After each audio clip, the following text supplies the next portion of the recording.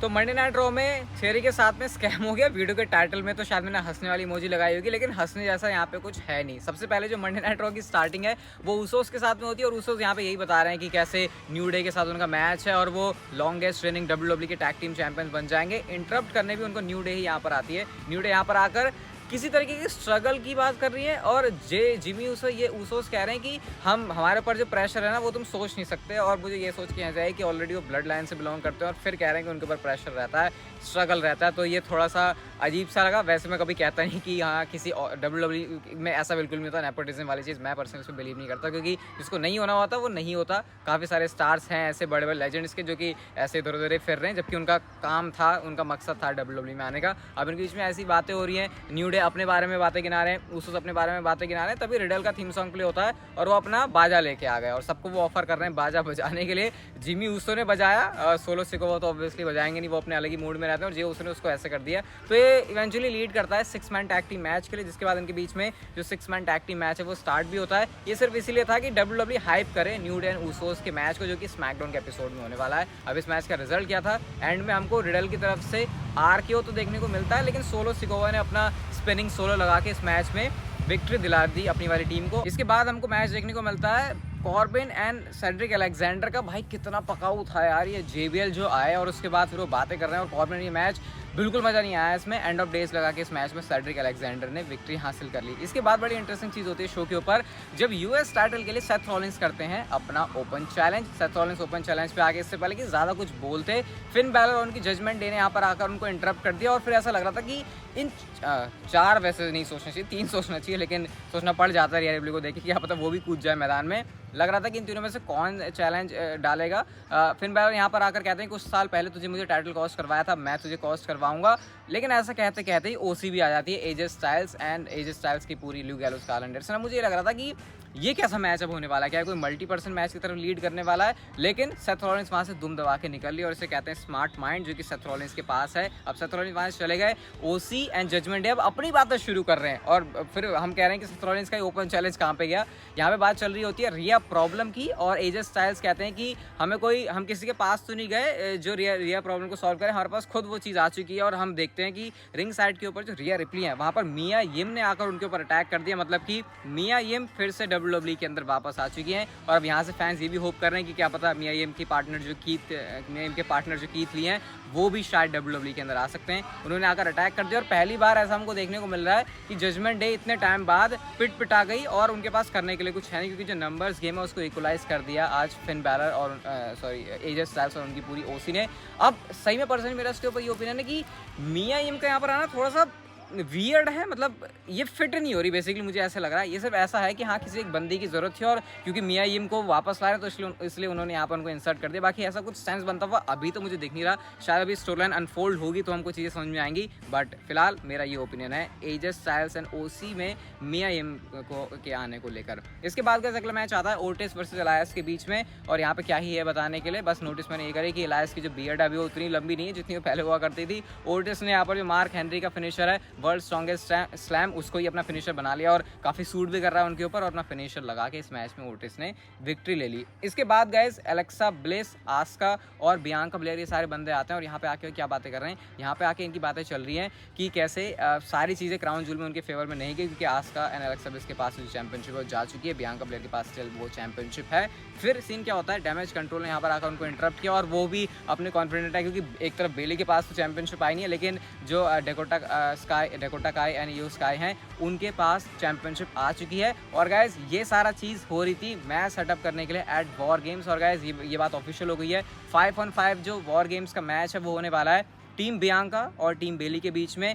अब आप सोचेंगे 3-3 है, अब ये 5 कैसे होंगे? तो एक मेंबर तो ऑलरेडी ऐड हो चुका है डैमेज कंट्रोल के अंदर, क्योंकि जो निकी क्रॉस है उन्होंने आकर अटैक कर दिया, और उसके बाद ये सारे जो है बजा रहे हैं इनको। और 4 बंदियां तो एक टीम में हो चुकी हैं, और 3 तरफ अभी Bianca Blair, Alexa bliss and Aska है। अब वो भी होगा आगे। और जो जापानीज लैंग्वेज में वॉर चल रही थी इयो स्काई और आस्का के बीच में, वो देख के काफ़ी अच्छा लग रहा था। समझ में कुछ नहीं आ रहा था, बट पता नहीं क्यों ये क्रिंज नहीं लगते, समहाउ मुझे ये फ़नी लगे, पता नहीं किस तरीके से, बट मज़ा आया इस वाली चीज़ को एटलीस्ट देख के। और वॉर गेम्स के मैच में तो डेफिनेटली मज़ा आएगा ही। इसके बाद guys Austin theory versus Shelton Benjamin का मैच होता है। आउट ऑफ नोवेयर आज सेड्रिक अलेक्जेंडर, शेल्टन बेंजामिन दोनों को मंडे नाइट रॉ के ऊपर WWE ने फीचर कर दिया, बट किस लिए? सिर्फ एक हार के लिए, क्योंकि ऑस्टिन थियरी ने यहाँ पर भी विक्ट्री ले ली शेल्टन बेंजामिन के सामने। ऑब्वियस सी बात है, कोई चांस बनता भी नहीं था यहाँ पर कि शेल्टन बेंजामिन मैच को जीतें, लेकिन ऑस्टिन थियरी के साथ भी बहुत तगड़ा वाला स्कैम है, उसके बारे में थोड़ी देर में बात करेंगे।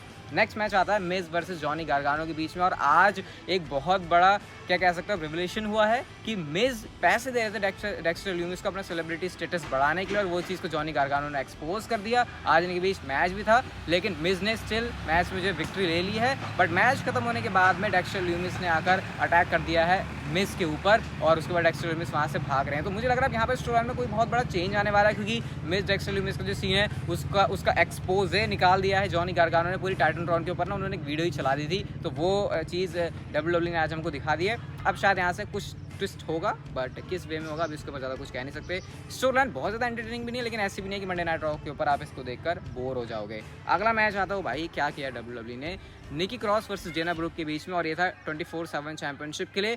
इस मैच से शायद सिर्फ खुश होने वाली बात एक ही है कि WWE ने शायद बंद कर दिए चैंपियनशिप, रिटायर कर दिए 24/7 चैंपियनशिप को, क्योंकि मैच में विक्ट्री मिली निकी क्रॉस को, और उन्होंने बैक से जब वो एरेना में चल रही थी तो जो ट्रैश कैन होता है उसके ऊपर चैंपियनशिप को डंप कर दिया, गिरा दिया, और इतने बेकार तरीके से गिराया है कि वो चैंपियनशिप उसके अंदर गई भी नहीं। तो चैंपियनशिप का स्टेटस ही इतना लो चल रहा था, और जिस तरीके से उसको रिटायर किया वो भी इतना बेकार था, बट जो भी है रिटायर वो हो गई। और अच्छी बात है कि ट्रिपल एच को शायद ये डिसीजन लेना था, उन्होंने ले लिया। अभी ये सिर्फ मैं एज्यूम कर रहा हूँ ऐसा हुआ है, क्या पता ऐसा ना भी हुआ हो, और अगर फिर से 24/7 चैंपियनशिप आ रही है तो ये जो चीज़ हमने देखी है निकी क्रॉस एंड डेना ब्रूक के बीच में, इसका डेफिनेटली वहाँ बैठे फैंस को तो रिफंड मिलना चाहिए। और शो के मेन इवेंट के अंदर सेथ रॉलिंस आते हैं ओपन चैलेंज करने। अब आप लोग सोचोगे ओपन चैलेंज वो तो पहले हो रहा था, तो सेथ रॉलिंस बैक स्टेज कहते हैं कि आज उनको करना है, उस समय वो नहीं कर पाए थे। अब सेथ रॉलिंस आते हैं और वो यहाँ पर आकर बता रहे हैं कैसे उनके जो 10 साल हैं WWE के अंदर वो पूरे हो गए हैं। अब 10 साल पूरे होने के बाद सेथ रॉलिंस कहते हैं कि चलो ठीक है, अब जो भी बंदा निकल के आना चाहे वो आ सकता है। टाइटनट्रॉन स्क्रीन के ऊपर देखने को मिलते हैं मुस्तफ़ा अली, और मुस्तफ़ा अली यहाँ पे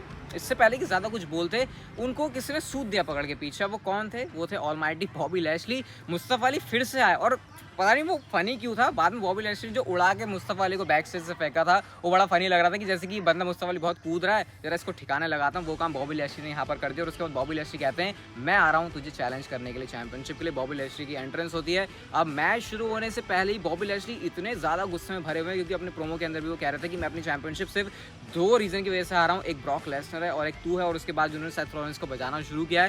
सेथ रॉलिंस ने ऐसा नहीं था कि वो लगातार पिटते रहे, कोशिशें यहाँ पर उनकी पूरी चल रही थी, लेकिन फिर भी बॉबी लैशली मैंने पूरा ही उनको तहस नहस तबाह कर दिया। और फिर बॉबी लैशली को मैच से भी मतलब नहीं है, ओपन चैलेंज से भी मतलब नहीं है, वो सिंपली वहाँ से जा रहे हैं। और गाइस तभी थीम सॉन्ग प्ले होता है थियरी का।